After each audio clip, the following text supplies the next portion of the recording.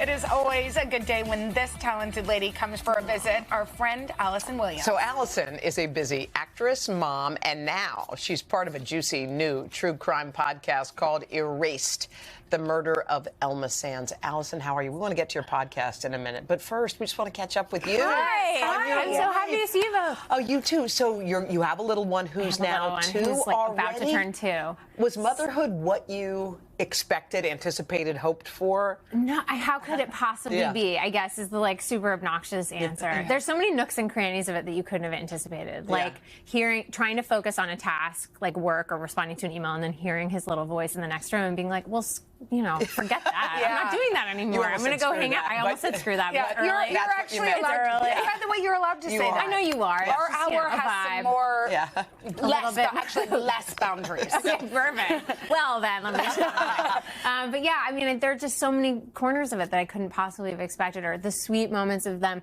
He's just starting to be able to say things. And so when he looks in your eyes the first time and says, love you, it's just like, wait, what? You just want to explode. What were his first words? Is it terrible that I can't totally identify? No. It might have been hi, which was his word for a lot of things for a little while. And in fact, I want to just thank you for that. Thank you for saying that. Because I would say that most people don't remember exactly what the first word is, or no. I don't really I think know. Haley's might have been Bob. That's what we made a joke out of. Bob? We don't know if you're saying Mom or Bob. Who was Bob? We don't know. But we said that maybe that was it. But you're right, we couldn't identify specifically. I'm not sure. There were a bunch of contenders at the same time, and it wasn't out of total silence emerged a crystal clear. Totally. Yes. And by the way, the truth is, most of them's first word is dada. Oh, it was dada for so long. I just yesterday found a journal entry from when we were in that dada Premama stage, and it was full of rage. Oh, yeah. You're like, who? They cut him out of my body, and he said my name. How dare they? Totally. Now, is he dressing up as anything cute for Halloween? Yes, I'm foisting it on him, but he doesn't understand. Right now we're in the stage of being like, skeletons. Yeah, how do we explain why your neighborhood is terrifying suddenly? He just instinctively is like, is that spider going to move? It's enormous. You've promised me they only reach this size. Skeleton was tough. I was like, it's inside of us. We'll get there later. Yeah, totally. Explain anatomy. Structure. But yeah, he's going to be maybe a bear, maybe a firefighter. Well, see, I was going to say, this is the year where you have full control. Full control. So utilize it. My children, one was a baby astronaut, one was baby Elvis.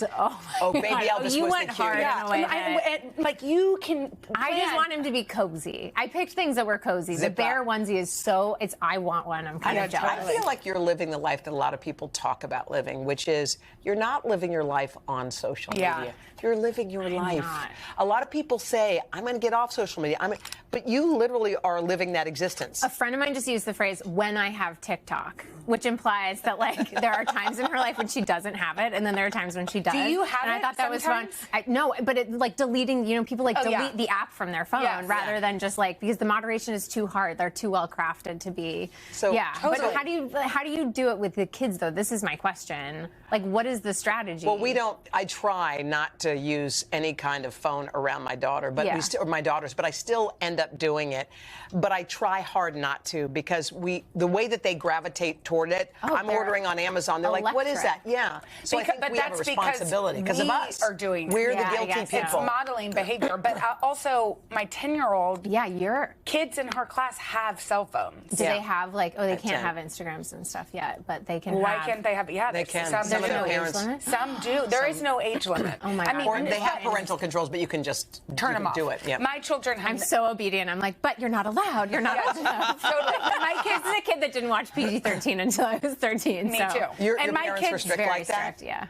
My parents weren't that strict, but we are wildly strict when it comes to technology, just because we have too much information. Yeah. Okay, but this podcast. I know. Speaking of good, benevolent technology. Yes, totally. This is, first of all, I love that your version of true crime is 1800s. It's 1799. There's a pandemic. People are quarantining. It really is fascinating, though. I mean, when Allison Flom, who created it, reached out to me about it, she told me the story of the first murder trial in the U.S., the new U.S. post-Constitution, and suddenly a light bulb went off in my head, and I remembered the lyrics from Hamilton. And there is a passing mention of it because the co-counsels for the defense are Hamilton and Burr. Oh, my gosh. It's in 1800, beginning of the year. They joined together to defend a man named Levi Weeks in the murder of Elma Sands. She was murdered in a well that's in a store in Soho, just sitting there in modern day, like Soho, New York.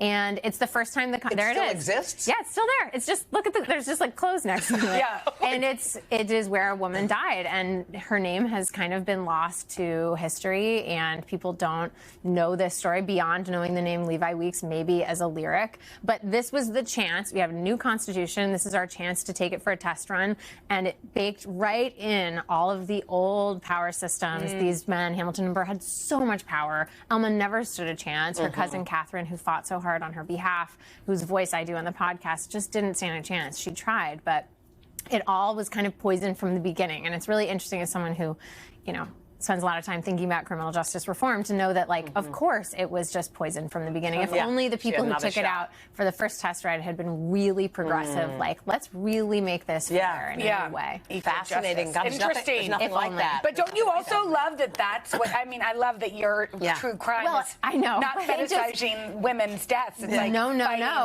But it's also doing our best to tell a story with only transcripts that were probably edited by Hamilton and Burr. And, Allison did an incredible job.